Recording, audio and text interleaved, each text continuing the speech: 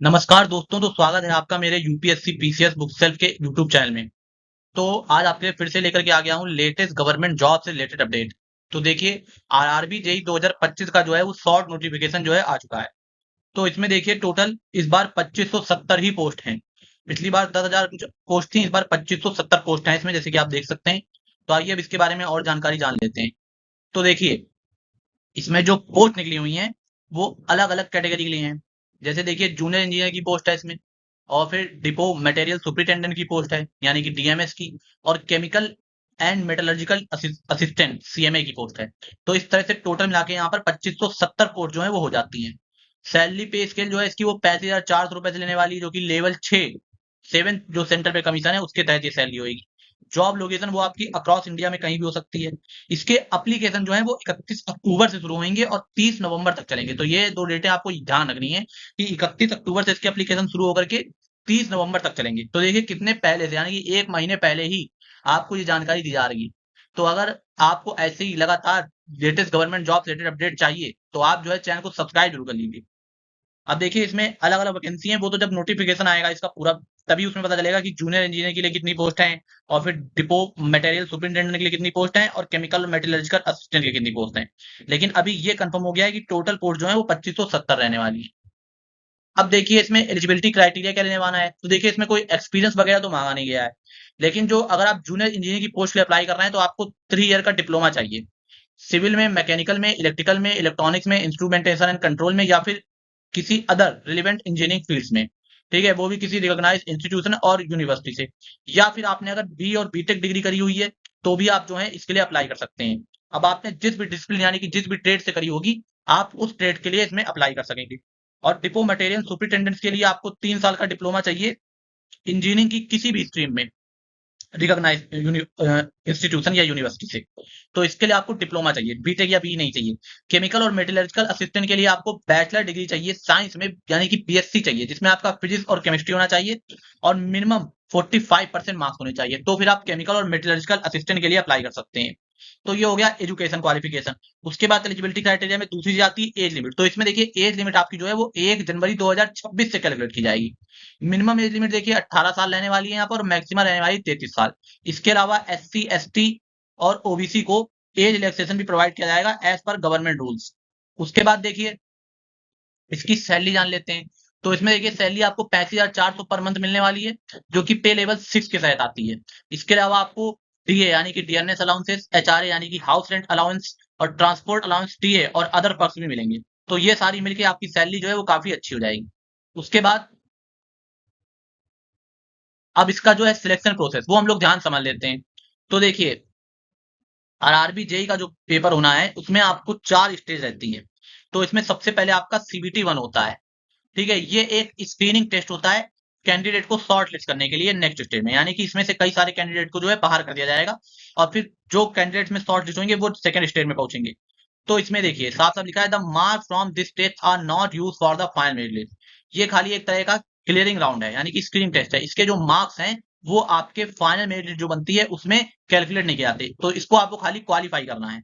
तो इसके exam pattern में मैथ पूछी जाएगी, आपकी जनरल इंटेलिजेंस पूछी जाएगी, रीजनिंग पूछी जाएगी, और जनरल अवेयरनेस पूछी जाएगी, और जनरल साइंस में फिजिक्स केमिस्ट्री और बायो, ये सारी क्वेश्चन पूछी जाएंगी। और इनकरेक्ट आंसर के लिए यहाँ पर निगेटिव मार्किंग भी रहती है।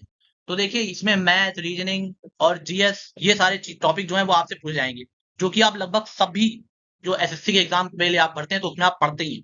तो ये एक तरह से जो टेस्ट है इसको आपको खाली क्वालिफाई करना है। इसको जब आप क्वालिफाई करेंगे, क्वालिफाई मतलब मेरिट बनेगी उसमें भी क्वालिफाई करने के लिए, तो आप जो है सेकंड टेस्ट में जाएंगे। और पहला जो इसका स्टेज 1 है, इसको क्वालिफाई करने के बाद ही आप सेकंड टेस्ट में आएंगे, तो पहले स्टेज के जो नंबर हैं वो फाइनल मेरिट लिस्ट उससे नहीं बनेंगे। ये खाली एक स्क्रीनिंग राउंड है। उसके बाद सीबीटी 2 में देखिए, second stage computer based test. अब जो कैंडिडेट सीबीटी 1 क्लियर करेगा वो एलिजिबल होगा सीबीटी 2 के लिए। ये मेन एग्जामिनेशन की तरह से है, और इसका जो स्कोर है वो डिटरमाइन करेगा your place in the final merit list. इसके स्कोर से ये जो है वो फाइनल मेरिट लिस्ट बनेगी।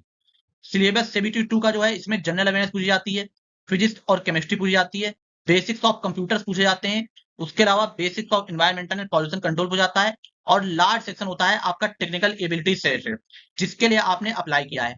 यानी कि जिस भी स्ट्रीम से आप अप्लाई कर रहे हैं उसका एक बड़ा सेक्शन होता है जिसमें आपकी टेक्निकल एबिलिटीज उस ट्रेड सेक्शन से रिलेटेड में पूछी जाती है। इसके बाद जब आप ये सीबीटी 2 कर लेंगे तो इसी से आपकी फाइनल मेरिट बनेगी। उसके बाद आपका देखिए candidates who clear the CBT two cut off will be called for document verification. तो जो सीबीटी टू की कट ऑफ क्लियर कर लेगा उसको डॉक्यूमेंट वेरिफिकेशन के लिए बुलाया जाएगा। तो फिर आपका डॉक्यूमेंट वेरिफिकेशन होगा। इसमें आपके सभी ओरिजिनल डॉक्यूमेंट जो हैं इंक्लूडिंग एजुकेशनल सर्टिफिकेट और caste certificate and identity proof will be check. यानी इन सारे डॉक्यूमेंट्स को आपको जो ओरिजिनल डॉक्यूमेंट्स हैं वो ले जाना होगा और आपका डॉक्यूमेंट वेरिफिकेशन किया जाएगा। उसके बाद आपका मेडिकल एग्जामिनेशन होगा। फाइनल स्टेज जो है वो मेडिकल एग्जामिनेशन की है कि आप जो है वो मेडिकल स्टैंडर्ड को फुलफिल कर पा रहे हैं जो कि इंडियन रेलवे के होते हैं। तो इंडियन रेलवे के मेडिकल स्टैंडर्ड को अगर आप फुलफिल कर पा रहे हैं तो आपका मेडिकल एग्जामिनेशन भी क्लियर हो जाएगा और फिर उसके बाद जो है आपकी ज्वाइनिंग हो जाएगी। तो ये थे 4 स्टेज। अब उसके बाद देखिए आपको अप्लाई कैसे करना है, तो वो मैंने यहाँ पर बता दिया है कि ये चीज़ें चाहिए और ये जो है पूरे स्टेप है अप्लाई करने के लिए, तो आप इनको पढ़ के अप्लाई कर सकते हैं। फिर उसके बाद देखिए, अब ये डेट जो आपको याद रखनी है कि 31 अक्टूबर से यानी कि दीपावली के बाद से फॉर्म भरना शुरू होंगे। दीपावली 20 तारीख को पड़ रही है, तो उसके 10 दिन बाद से फॉर्म भरना शुरू होंगे। 30 नवंबर यानी 1 महीने तक फॉर्म भरे जाएंगे और 30 नवंबर ही लास्ट डेट है फी पेमेंट करने की। और जब हो सकता है इसका नोटिफिकेशन जो कि 31 अक्टूबर को आएगा, तो उसमें आपको सीबीटी 1 और सीबीटी 2 की जो डेट है वो भी बता दी जाएगी।